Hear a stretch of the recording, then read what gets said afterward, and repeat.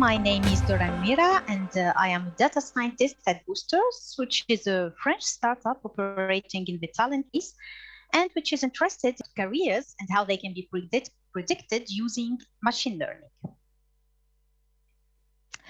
So concretely, we'll start with introducing the methodology used to recommend job transitions. Once set, we will take a look at some of the applications of our approach by analyzing the top recommendations. This analysis will help us answer some of the most common questions around career paths. So the main question we're trying to answer here is how to choose the next job, your next career path job. So the answer is definitely not straightforward, as career paths are highly complex. In fact, there are millions of job titles, which occupation lies behind a given title, and how well suited they are for a given or for the various positions.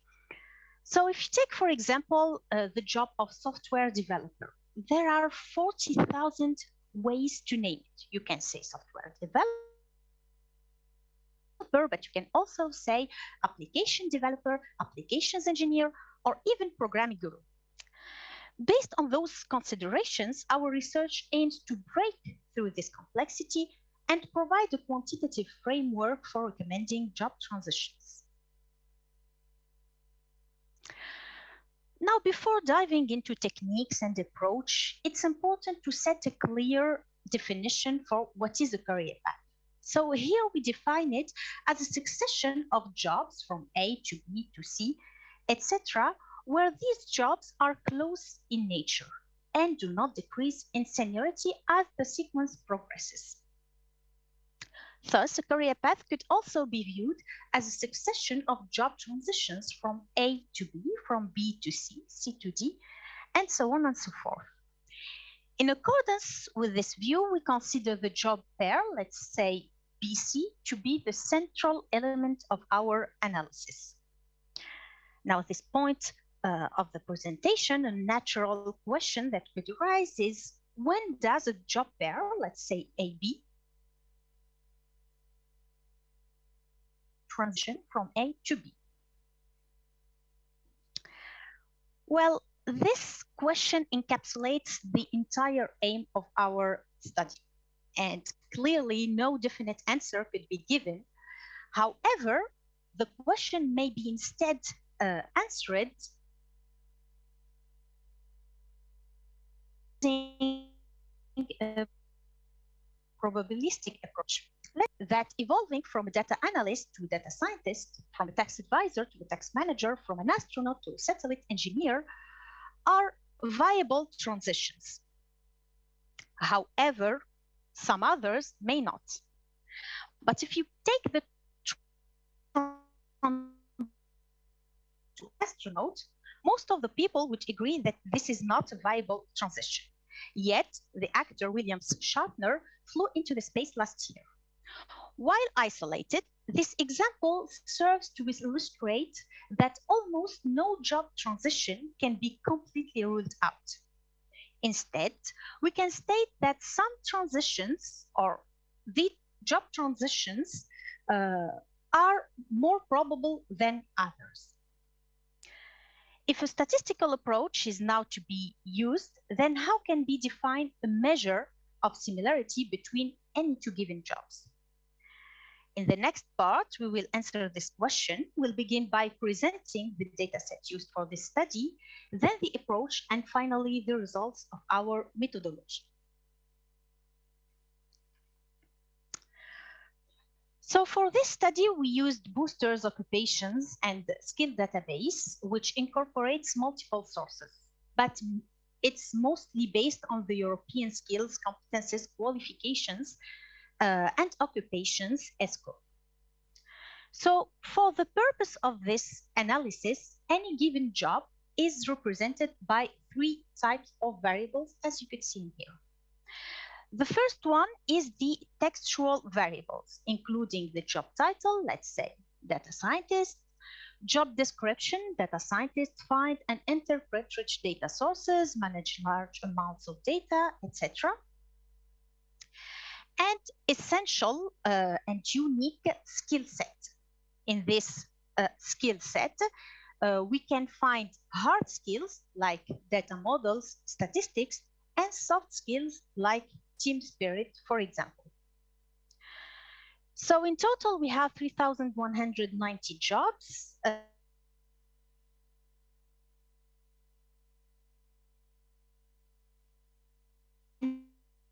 Around 10,000 skills. And here it's the job seniority levels. We annotated each job using a classification system with seniority levels going from the level 1, which is the manual on junior clerical, up to the 6th level, which is the senior management. The last variable is the nominal 1, which is the job category, activity category. And the job activity category contains 2 levels, the broad categories and the narrow categories. For example, finance and accounting is the broad category, and it contains several narrow categories like banking, insurance, etc. So now that we presented the use data set, let's move to the question you've been waiting for the most, I think, which is what is the recipe to build a viable career path? Now, 3 main steps should be satisfied. The first one is to account for the changes in the job seniority level, as careers are typically directional. For example, if you take the job transition, financial analyst that evolves into a financial manager, this is a viable transition, while evolving from a financial manager to a financial analyst might amount to a demotion and is considered much less likely to occur. The second step is to check for the job similarity. So when dealing with this question, the immediate reflex is to look at titles, right? For example, evolving from a data scientist to a data analyst, this seems a viable transition because these 2 jobs similar titles, which is not the case for. However, this approach stops working for jobs that lies outside of our knowledge. Now, a complementary approach is to analyze the description and search for a certain overlap in terms used. We take payroll specialist descriptions. So the transition might be viable. A third approach relies on analyzing the skills required to successfully conduct each job. For example, we know that CEO and founder share multiple close skills. Now, in order to compare the text variables, we have used an NLP technique that's called USE, Universal Sentence Encoding, and we have calculated the cosine similarity between each 2 vectors. In our study, we will use these 3 approaches, meaning the one based on titles, based on description, and based on skills, to obtain a global measure of similarity for any and all job pairs of our datasets. Now, for the third step, it's related to the model training. We'll mainly create a ground truth dataset using the job activity variable that we will annotate as SA.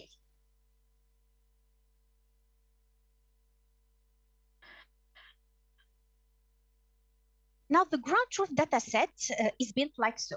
When 2 jobs are in the same narrow category, let's say a bank manager and a bank director, these both are in the same narrow category of banking, so SA will take 1. When 2 jobs belong to the same broad category, but not the same narrow category. Say a bank manager that evolves into an insurance agency manager. The first one belongs to the bank narrow category, while the second one belongs to the insurance narrow category. However, both of these jobs are financial roles. So in this case, SA will take 0.5. And if two jobs belong to two different broad categories, for example, an accounting manager that evolves into a payroll manager, the first one is a financial role, the second one is a HR role. In this case, SA would take 0. Here we have that we have created a data set containing pairs of highly similar and highly dissimilar jobs. We will refer to the similar jobs as the good matches and the dissimilar ones as the bad matches. So to put all in a nutshell, our approach is based on 3 steps. We begin by the pre-processing part, where we filter out certain job pairs according to the job seniority. So among the 10 million pairs we began with, only 5 million pairs remain. Once the job seniority filter is applied, we shift our attention to quantifying the degree of similarity between two jobs. And as hand annotating 5 million pairs is a nearly impossible task to build the ground truth, we resorted to an alternative approach using the job activity classification. The third step is related to model training and validation. So here we developed a multivariate technique using the gradient boosting model. It takes the job title similarity, job description similarity, and the skill set similarity as inputs, and returns a global similarity score that is a combination of the 3 latter variables. We will also at the end validate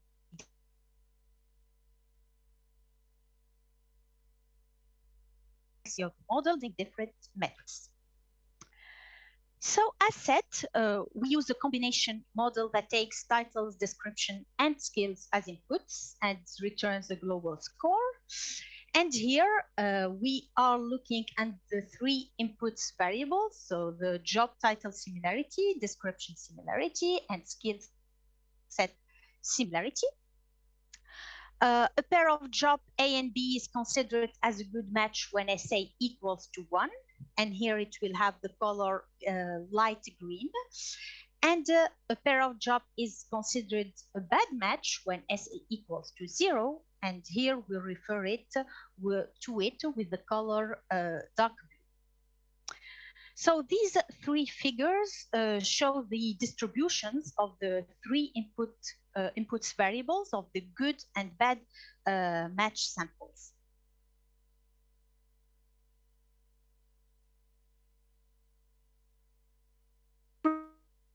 Predictive potential of each by using a univariate ordinary least square approach and recording the percentage of R squared, as you could see here in this plot of the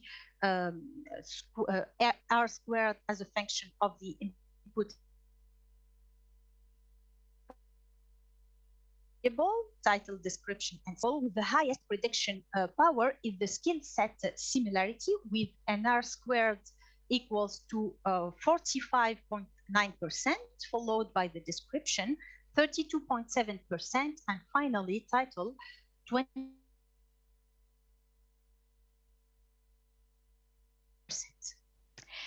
Intuitively, this is to be expected as the job titles contain the least amount of information, meaning fewer words, compared to job descriptions, which is fewer sentences, and finally the skill information, which is significantly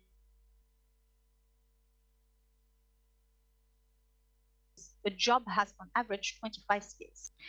And this power of discrimination could be also viewed on the distribution of the skill set similarity, as it has the smallest intersection area between bad match and good match compared to the title similarity and description similarity.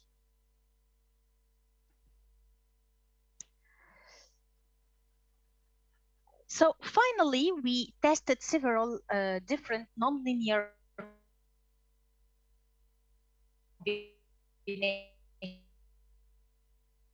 that the gradient boosting model denote the output of the gradient boosting combination model by SC.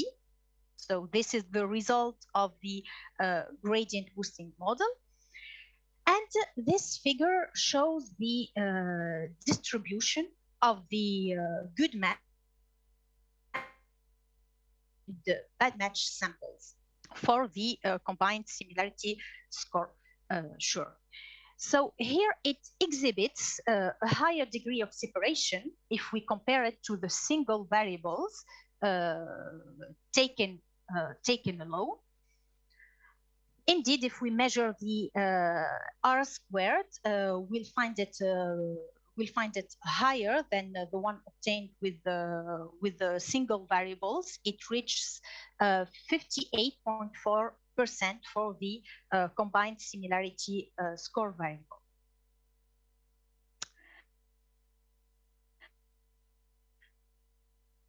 So here what we have done is that we have set a multidimensional similarity model, which mimics well by construction the job activity similarity, which is my ground truth.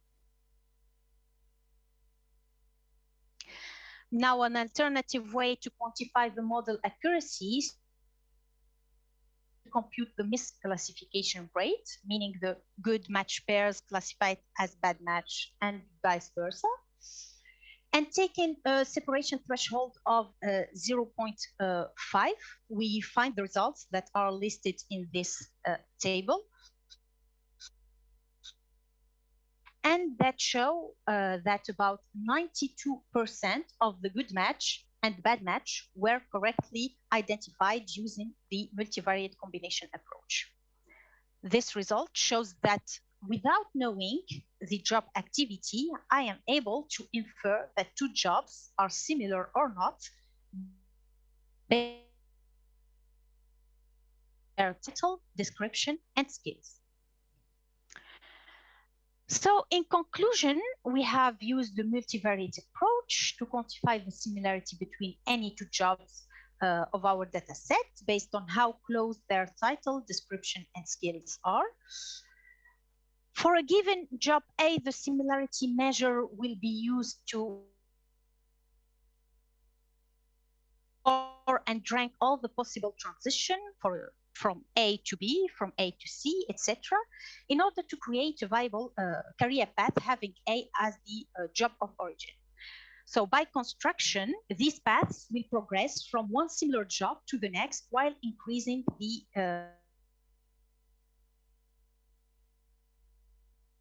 sample, the job seniority. So the method outlined in the previous section allows us to compute a similarity measure between any two jobs of our database. However, we recognize the fact that most of the job-to-job transitions will carry low similarity values. That is, for a given job, there is a small number of job transitions that are viable, and a large number, thousands of job transitions that are not. So this is confirmed by this distribution on the left of the combined similarity score for the entire data set for the 5 million pairs, and as you could see here, the average score is around 0.26, which is quite low. So in this context, it becomes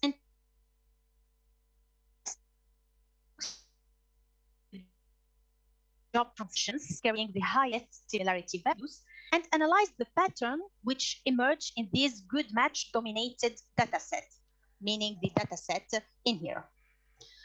Now, to simplify the analysis, we choose to retain only the top 10 transitions recommended for each of the jobs in the dataset. This dataset will be referred to as the top recommendations dataset. You can see its distribution here on the right, the distribution only in the top 10 recommendations dataset, and as expected, it leans more towards the high similarity range with an average score around 0.9. So in the next sections, we will use this top recommendation data set to obtain several insights around the career path.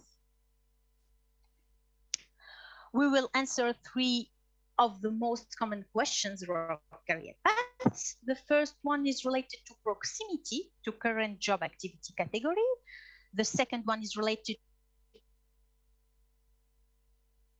to job seniority. And the last one will evaluate the contribution of soft skills in powering the job transitions. So here we begin answering the first question related to proximity to current job activity. So based on our analysis, we find that 6 out of the top 10 recommendations lie in different narrow categories.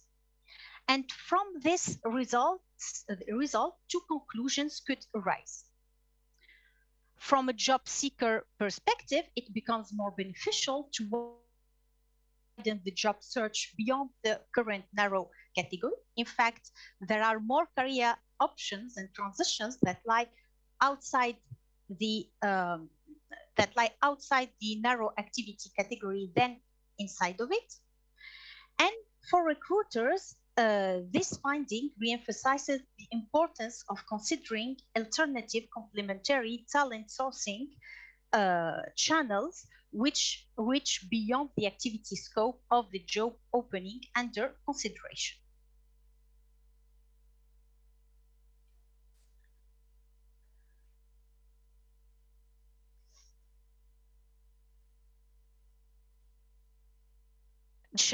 We are trying to answer here is what is the fraction of the top job recommendations correspond to an upward transition in terms of job seniority. So here we investigated the frequency of these cases in the top recommendation data set. And the results are presented in this pie chart. Now you could see that 75% of the cases, the seniority level stays unchanged. This is an interesting finding, and it shows that 3 of the 4 best recommended jobs are in fact lateral transitions from a seniority standpoint.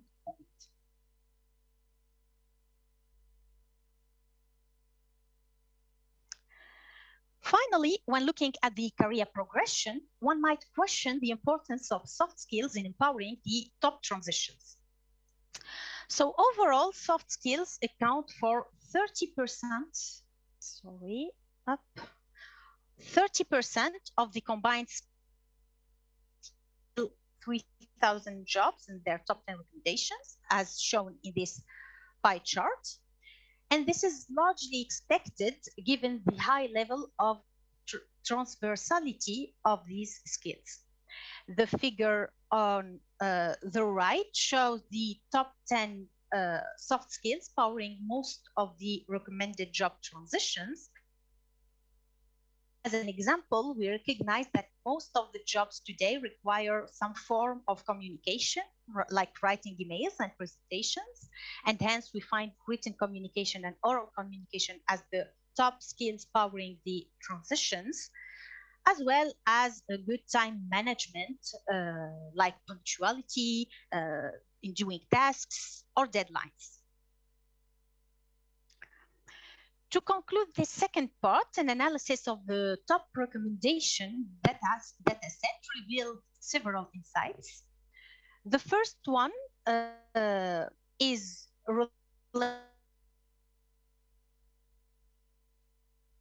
activity categories. In fact, we found that career paths are to a significant extent transversal, with 58% of the top recommendations lie off the narrow activity category. Second, we found that most of the recommended job transitions, 75%, are on the same seniority level as the job of origin. The rest of the transitions correspond to an increased or to an upward seniority transition. And finally, we found that soft skills power job recommendations to a significant extent. Specifically, soft skills account for 30% of the entire overlap between the recommended jobs and the jobs of origin. In addition, we rank the top soft skills according to their contribution to career path. So these are some of the applications of our approach. As such, we expect our methodology to generate, hopefully, improved accuracy in matching people with jobs for the benefit of both job seekers and recruiters. And here you can find more details about this analysis in our white paper named Find Next Job. Thanks a lot for your attention, and feel free to ask any question. Okay, I have one question that has come up in the chat. Is it possible that the most frequent required skills are the least specific? I mean, we at a certain point we try to understand if there is a link between specific skills and the most required skills in the in empowering the different job transitions. So this is a good point. I can't give a definite answer, but looking at here, if you could see the top 10 soft skills that empower most of the transitions, these are more or less very, let's say, common skills that most of the jobs will need. So I would assume, yes, specific are specific for certain jobs. So you won't find a big overlap in order to help transitioning from one job to another. So I would assume it's yes, but we need to do further analysis to confirm that. Okay, thank you. Any other questions here in the room? No? Okay. No other questions here. I thank you very much, Dorra, and please, all the attendees, we are very sorry for the bad connection No to Dorra. But this happens from time to time. I'm very sorry about that. Okay. Thank you so much, Dorra. Thanks a lot. Okay. Bye-bye. Bye-bye.